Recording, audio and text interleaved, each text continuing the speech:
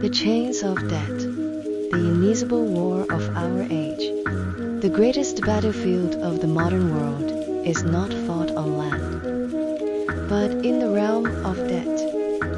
There is no smoke, no marching armies, yet it seeps into every bill, every contract, every act of spending. Every government sustains its fragile prosperity through deficits. Fiscal shortfalls have become the new normal. Nation debts pile high like mountains, disguised under banners of stimulus and economic stability. Politicians rule in short terms. They care more about applause in the present than the burden their decisions will place on generations to come. Every household, too, borrows against the promise of tomorrow. Mortgages, car loans, credit cards, even education and healthcare are chained to debt.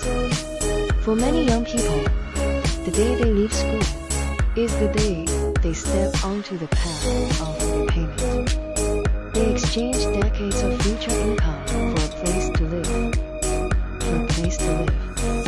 or for a fleeting sense of dignity in the present. Debt has become an invisible shackle. It binds not only a generation's wealth, but also their freedom and their dreams. We think we are consuming, but in truth, we are repaying. We think we are advancing, but in truth, we are being pushed forward by compulsion. Keynes once taught humanity how to borrow from the future, to preserve stability in the present. His logic saved capitalism during the Great Depression. But when borrowing becomes habit, and deficits become perpetual, the future itself is mortgaged away. Entire societies are pulled into the whirlpool of debt.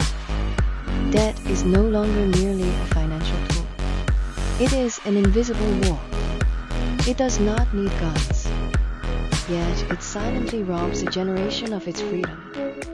It does not need armies, yet it can sink nations into fiscal abyss. This war has no battle reports, no smoke, and no clear enemy. But its cost is borne by every ordinary person. Rising prices, stagnant wages, uncertain futures, all remind us that debt is collecting its interest, and that interest is paid not only in money, but in our time, our freedom, and our hope. The illusion of Keynes has now hardened into chains of iron. It reminds us that short-term prosperity is not true victory, but the cost of pledging tomorrow again and again. If war robs people of their lives, then debt robs them of their future.